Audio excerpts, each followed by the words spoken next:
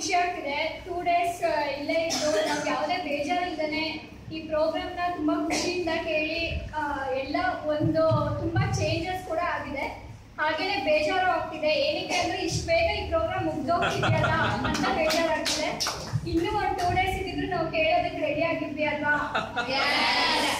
ಹೌದು, ಇನ್ನೂ 2 days ಇದ್ದಿದ್ರೆ ನಾವು ಕೇಳ್ತಾ ಇದ್ವಿ. ಇವಾಗ ಬೇಗ ಮುಗ್ದೋಗ್ತಿದೆಯಲ್ಲ ಅಂತ ಬೇಜಾರಾಗ್ತಿದೆ. ಈ 2 days ಅಲ್ಲಿ ಕಲ್ತಿದ್ದೇನು ಅಂದರೆ ಒಂದು ಹೆಲ್ತಿ ಕಮ್ಯುನಿಕೇಷನ್.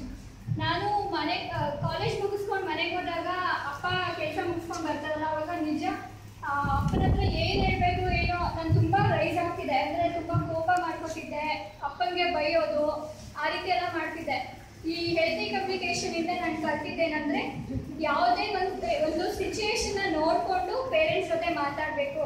ಹಾಗೆಯೇ ಅವ್ರಿಗೆ ನಾವು ಕೂಡ ಹೆಲ್ಪ್ ಮಾಡಬೇಕು ಅವ್ರ ಕೆಲಸಕ್ಕೆ ಅನ್ನೋದನ್ನ ತಿಳ್ಕೊಂಡೆ. ಹಾಗೆಯೇ ಒಂದು ಯಾವುದೇ ಸಿಚುವೇಶನಲ್ಲಿ ಕೋಪ ಯಾವಾಗ ಮಾಡ್ಕೋಬೇಕು, ಹಾಗೆಯೇ ನಿಧಾನವಾಗಿ ಪೇರೆಂಟ್ಸ್ ಜೊತೆ ಮಾತಾಡಬೇಕು ಅನ್ನೋದನ್ನ ಕಲ್ತ್ಕೊಂಡೆ.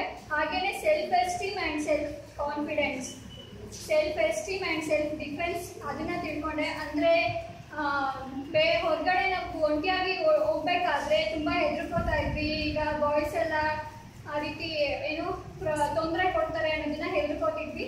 ಸೊ ಇವಾಗ ನಾವು ಒಬ್ಬರೇ ಹೋಗೋದಕ್ಕೆ ರೆಡಿ ಆಗಿದ್ದೀವಿ ಅಂತ ನಾನು ಅಂದ್ಕೊಂಡಿದ್ದೀನಿ.